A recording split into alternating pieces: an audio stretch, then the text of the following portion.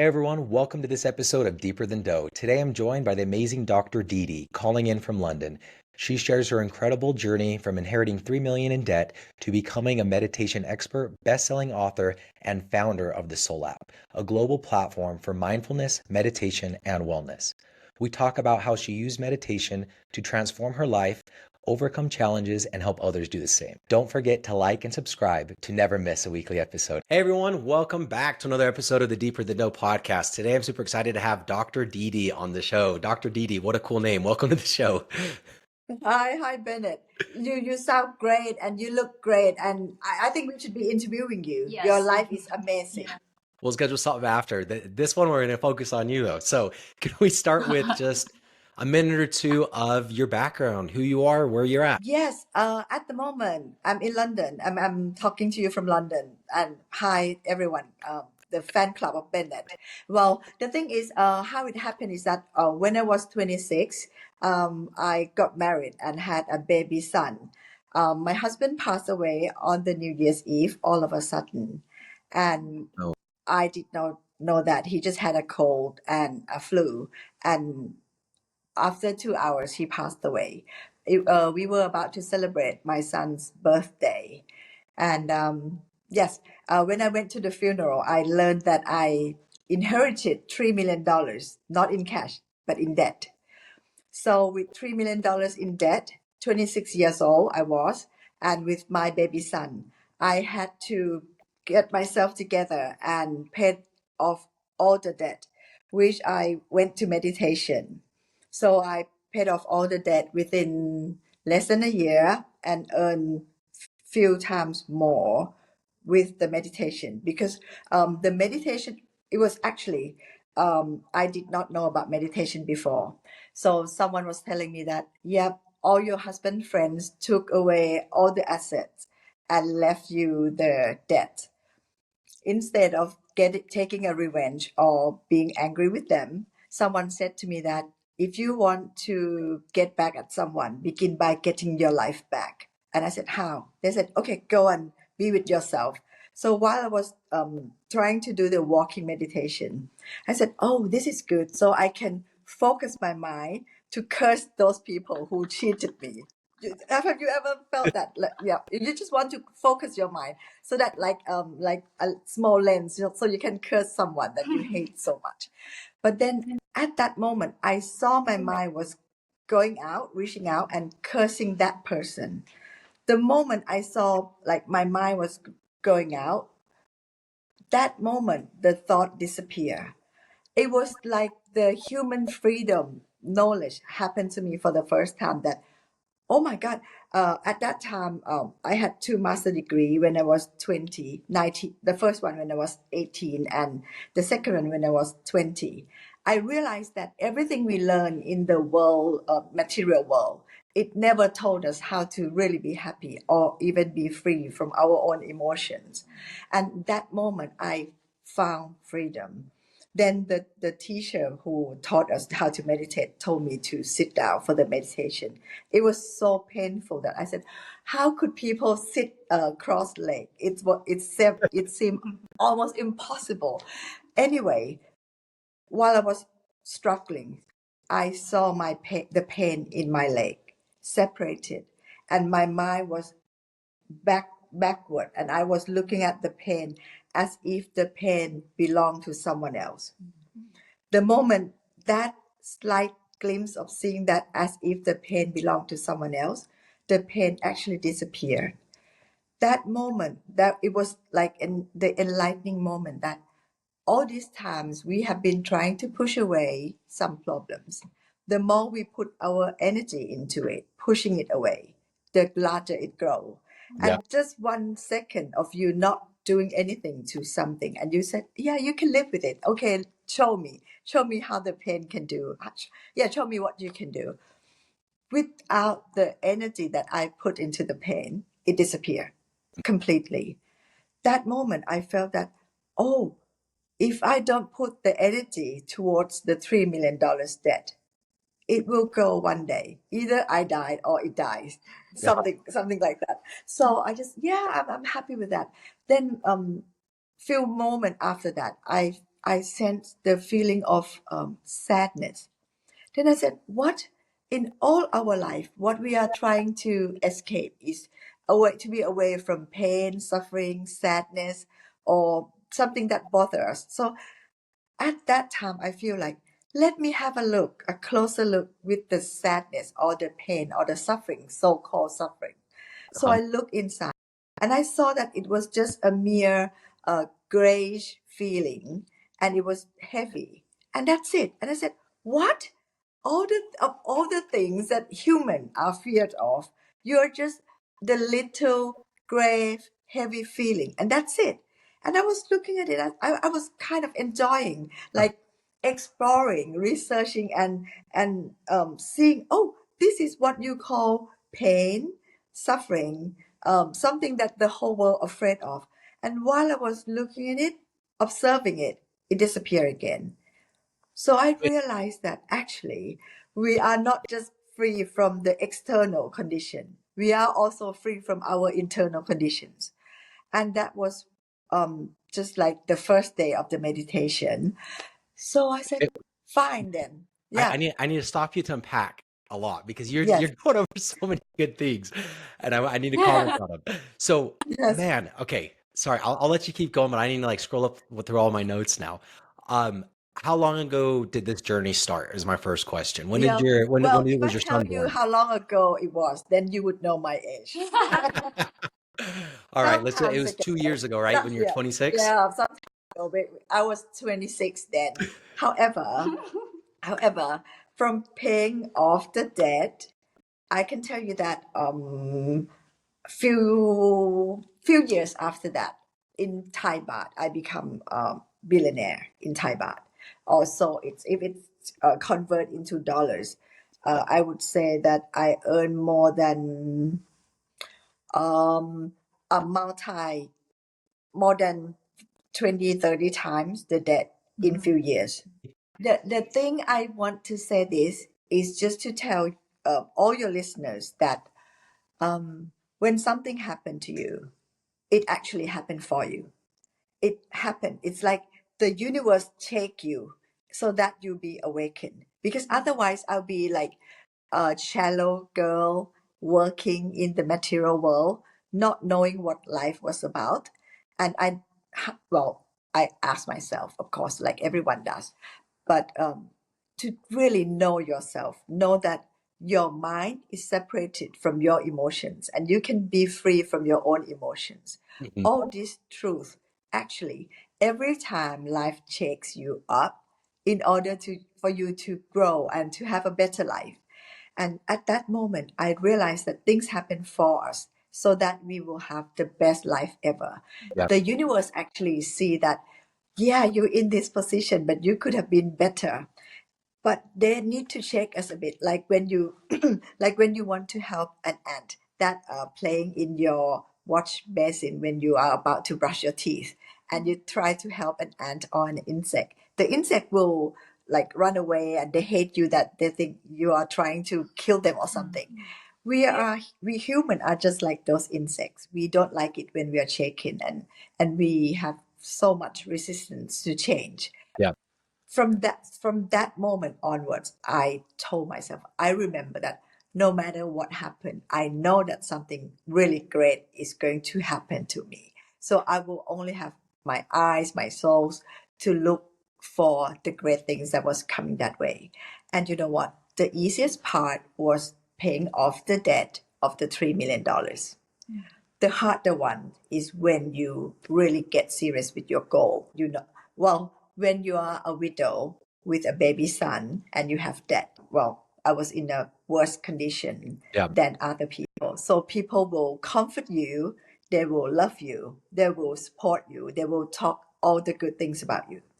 But as you know, Bennett, when you have sold your company, you become multimillionaire. Not many of your friends would like that. Yeah, maybe. I'm not asking if they like it though, I guess. Yeah. I love that I love that.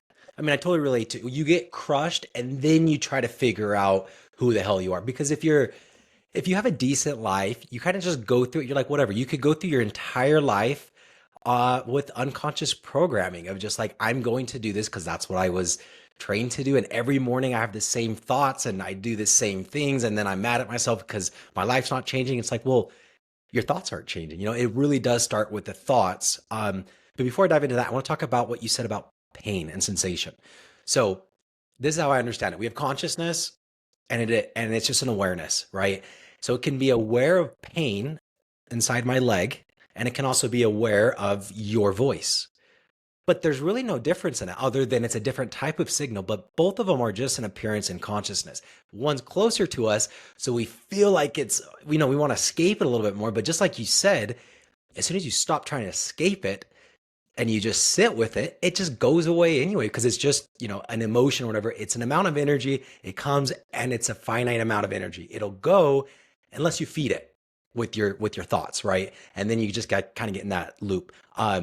Why did you start getting into meditation? And when you say meditation, is it more like Buddhist philosophy, yogic tradition, mystic? Like, No, does it follow it's philosophy very generally? natural.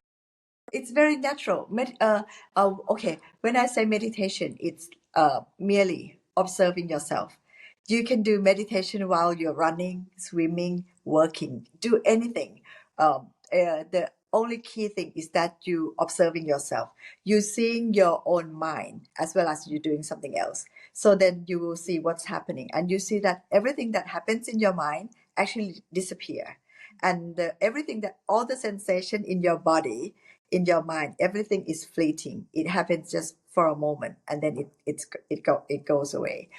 So actually, there is freedom for all of us here, and all the issues that your listeners are having, those issues arrive so that all of us will strive in order to raise our frequency. We need to raise our frequency to a higher plane of frequency, higher plane of thought, and then you will receive the higher, the better things in life. You have better friends, you have better colleagues, you have better of everything with your higher frequency. When I mentioned that, the easiest part was the paying off the debt, because there will be a test from the universe, I would say, that people like, I'm very straightforward person, and you step on people's toe when you tell them exactly that they are stepping on your toe, Uh-huh. and please take your feet off, and people don't like that. They would prefer that, oh, if you're a good person, you must allow them to take advantage of you. And if you are straightforward and said, oh no, you are stepping on my toe, please lift up your feet, Yeah. they would not like that. And I have had my share of a lot of backstabbing, betrayal, and all that. And I love it so much. I want your listener to know that the thing that people suffer the most is the gossiping, backstabbing, betrayal, and people judge you and thinking bad about you. I can tell you that those things are the gift, because it wants us to strive for our higher self kind of thoughts. Because otherwise, when someone bully you and you said eyes to eyes, you bully me, I bully you back. As long as you continue doing that, it will never work. And from my experience, no matter how good you are, you cannot resolve the issues by fighting back. You can resolve the issues by raising your plane of thoughts and plane of your frequency. So I would say keep your frequency high, keep your intention pure, and then things will change. Have you heard of someone named Dr. Joe Dispenza? Have you heard of that guy? My He's sister a, mentioned him. I just listened to something that he put out and he said very, very similar to what you just said. So your personal reality, I mean, your reality is determined by your thoughts, actions, and emotions.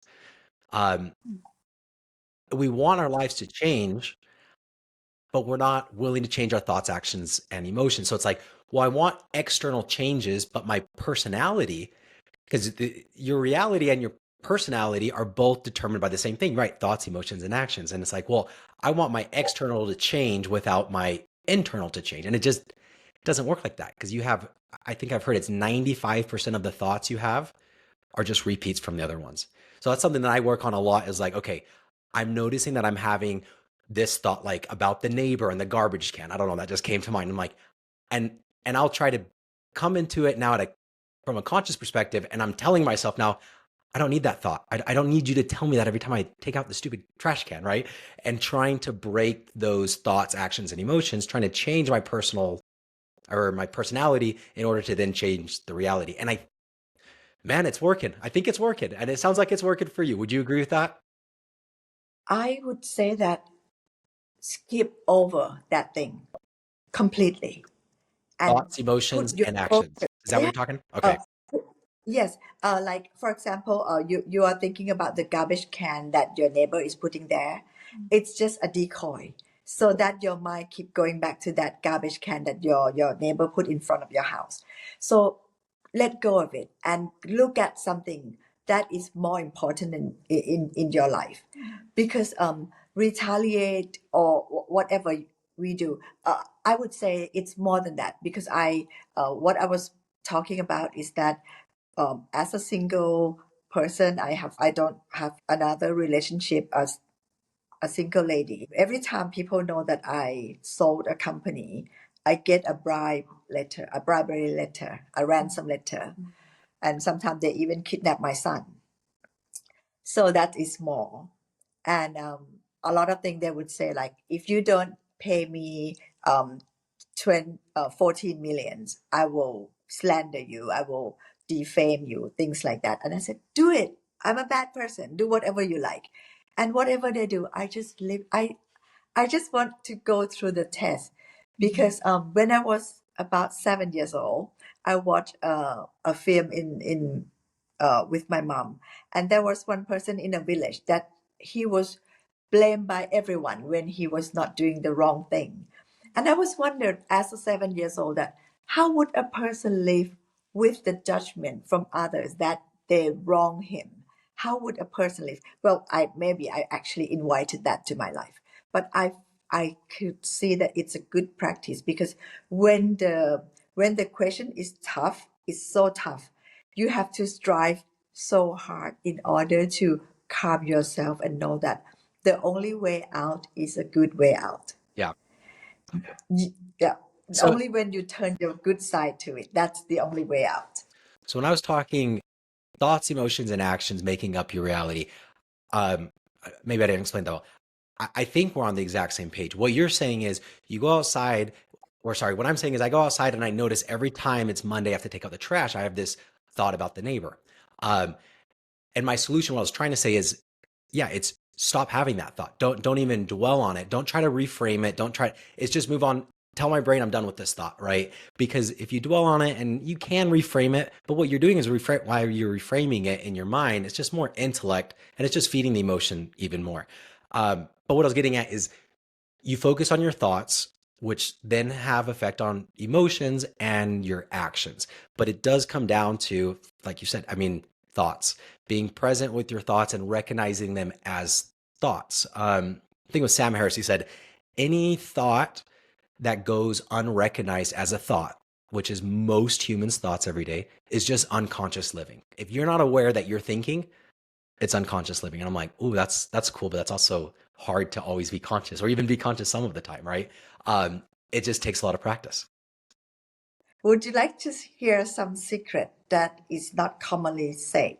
Yes, let's hear There it. are that actually things happen to you so that you will give up on that spot and move somewhere else. 7 years ago, I got a ransom letter, and it was they were threatening me, life threatening me.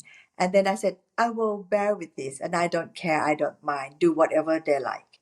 And then I stick and stay, and I was very happy. Then 7 years later, I look back and then I realized that sometimes life wants you to move on, to move out, to move away. And life was sending you the small messages. Maybe life is telling you that go and live in another city for you, Bennett.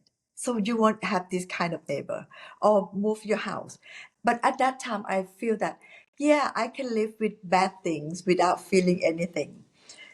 there is a certain point when we actually observe our inner feelings so much that we can live with the external things.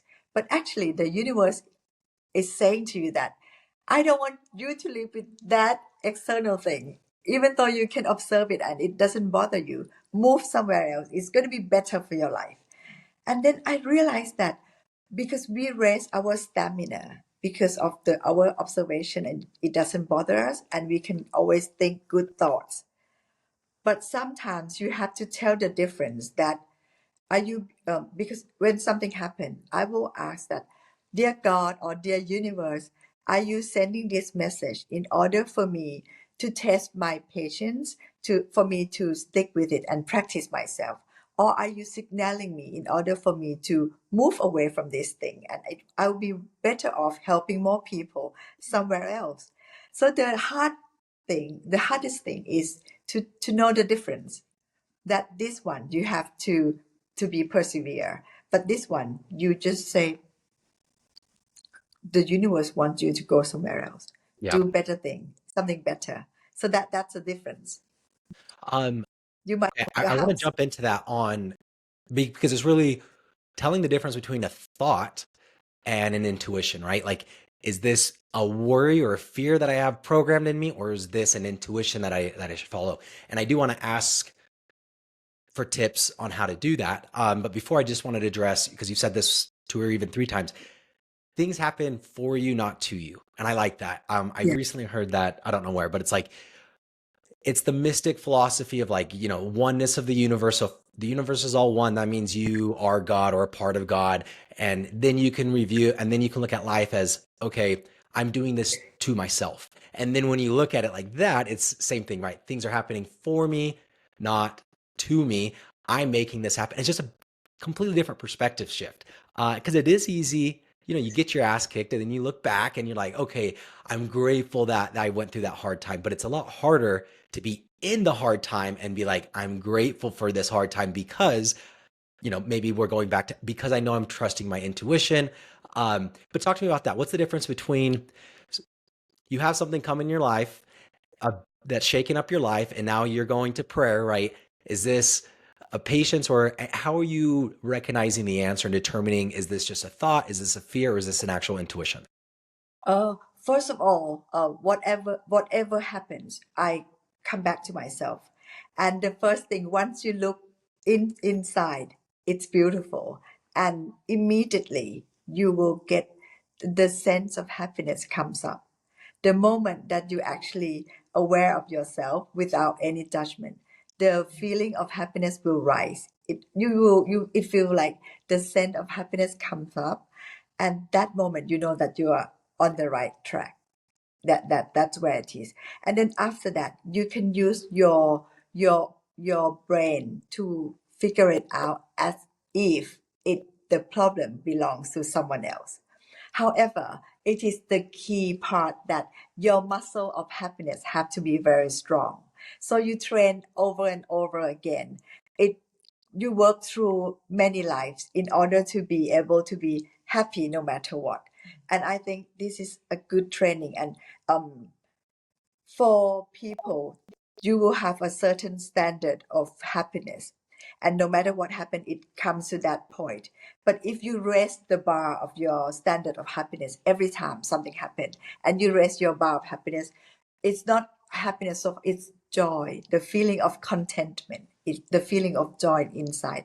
And it's like a breath of fresh air that joy goes around in your body, and you know that you have the island of happiness inside you that you can always come back.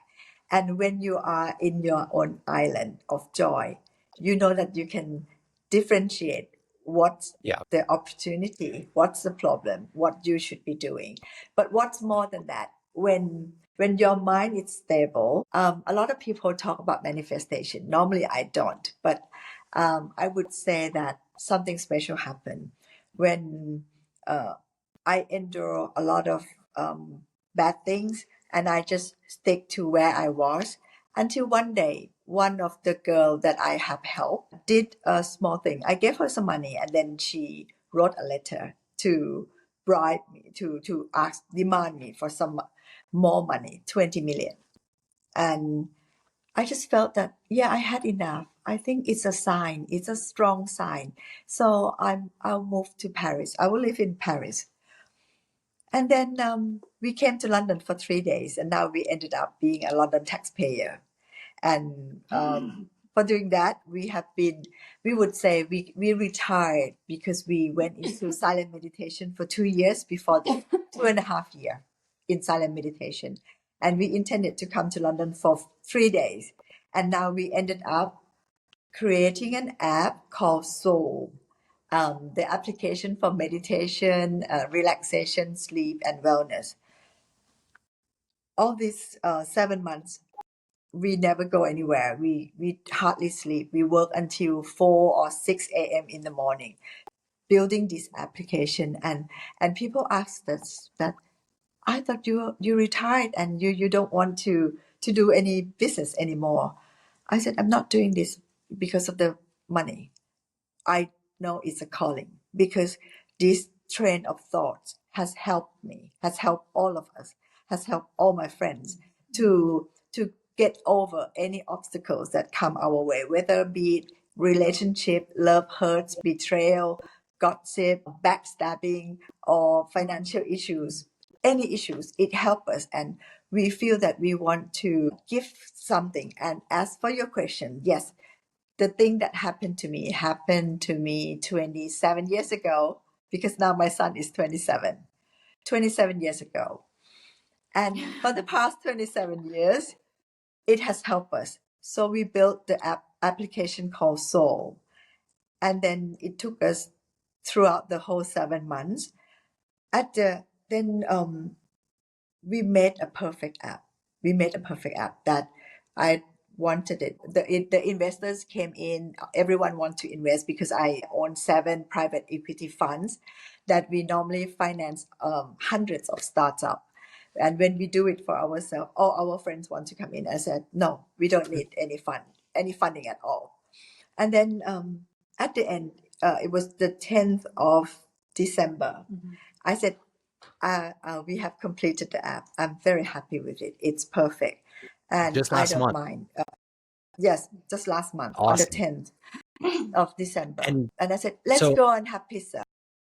So you have have to hear pizza, you this. You said? have to hear this. Yeah. I said, let's go and have pizza. And all my team, 40 of us, all 40 of them, my friends, came to London to support me mentally and all that in Awesome. order to do this. And they all, I have been meditating for the past 27 years, building business, helping hundreds of business being successful. So I said, yeah, I'm good. I'm happy with it. Let's go and have pizza. And the friend said, no, you can't. You finished the app. You have to start doing the marketing, PR, and everything. This is almost New Year. It's the time you have to do it. I said, no, my app is going to be a unicorn within few months. And they said, no, you can't, because you haven't even started doing the marketing. And when we walked out to the pizzeria, my dog ran to one lady, and that lady touched my dog. And normally my dog bites. It's a little Maltese, to 1 pound, that you can put in your hand. Normally it bites, and it doesn't bite. I said, who is this beautiful lady? My dog doesn't bite her. And I turned around. It's the Duchess of York. The Really? Duchess of York. Yes, the Duchess Sarah Ferguson herself. Her energy was so vibrant and so beautiful, a beautiful soul, that my dog didn't bite her. So we started talking, and then she was teaching me a lot of things that I never knew before. And she wanted to help the whole world. And I told her that we have the platform, and now we are inviting gurus around the world, like gurus from every country around the world. And when we heard her thought, she had been through life storm, and because our application, so we don't use script writers. Everything is live teaching from all the gurus teaching live, non-scripted, not from generic script writers. And when we announced this, a lot of script writers contact us, and we interview them and to do the translation into 17 languages. And they said, "Oh, but by the way, they're struggling for £1,000 for the rent." I said, "Yeah, then if you are struggling for the money, you should not be writing about manifestation or wealth." So what the problem in this day is the people who are struggling on that issue, teaching you how to get over it. It's like you are asking people who haven't been to Utah, telling you how is Utah like, or asking people who haven't been to Paris, how is the Eiffel Tower looks like, and I that run doesn't into work. that. It So My mom yeah. gives me financial advice as well. I mean, the good advice is don't take advice from people that aren't where you want to be in that particular area of advice, right? Um, so anyways, that's super funny. And I also the dog story, I'm gonna ask if I could borrow your dog. I suck at interviewing people because I mean like job interviews because I just trust everybody off the bat. I need your dog there, and if it bites them, no hire. If I'm just joking. Um, but that's super cool. We are running at the end of the time. I'm gonna have to have you on another show here in a few months because there's a lot. I really want to dive in like the style of meditation, and because I've only been in this a year or two, and in the year or two, I've definitely seen more progress in my life than anything else, and I definitely do attribute it to mindfulness and meditation. So we're gonna have to jump on another show. But as we close out here, Dr. Didi, any last words? And then also, can you let us know where listeners can connect with you, learn more about you, the app, the programs that you're offering, all of the above? Yes, please. So go to download the application called Zoul, Zoul, and imagine you will see 100 free audios in 17 languages. So that's almost 2,000 audios, and we're That's all. increasing it every day. And the Duchess of York, she has been through a lot. She's now our shareholders and partner, That's so cool. and one guru. That's That is the power of yes. manifestation. So if you want, and she's going to be answering a lot of issues that people are having, and I think it's the time that we trust each other, we help each other. Everyone is having wounds in life, and everyone has been through suffering. I learned from her. She's now my teachers, that she wants to help so many people, and now she's helping people through Soul. So yes, I want to tell your audience that whatever they are having, whatever the problem is, it's sending you to the best place ever. It's going to give you the best life that you can never imagine. The worse the problem is, you have to accept it. The faster you accept it, the better your life will get, and the faster you get the great things coming your way. The only thing that delay great things is your resistance. The longer you prolong your resistance, the longer it takes for the good things to come. So my advice is stop the resistance and accept it, that thank you, thank you, thank you. This is going to be great for me. Thank you. And just I use say thank you amen as your to that. mantra. I double and triple that. That was, yes, I couldn't agree more. Um, and that's, I'm sure, what the meditation goes into, right? I mean, because again, back to the example of pain in the foot. Pain in the foot is no different than the sensation of this light hitting my eye. So can I reframe those through meditation and really see that it's just sensation? That's all that it is sensation. It's just our perspective that's labeling it as good and bad and putting those filters. So Dr. Didi, you're awesome. I would love to have you on again if you'll accept. All of the listeners, let's go freaking download the app. I'm definitely going to do it, and I'm going to add that to my daily practices. So super excited. Thank you so much, Dr. Didi, for sharing everything on the show. Thank you, Bennett Maxwell. You wonderful. Wonderful. See you again.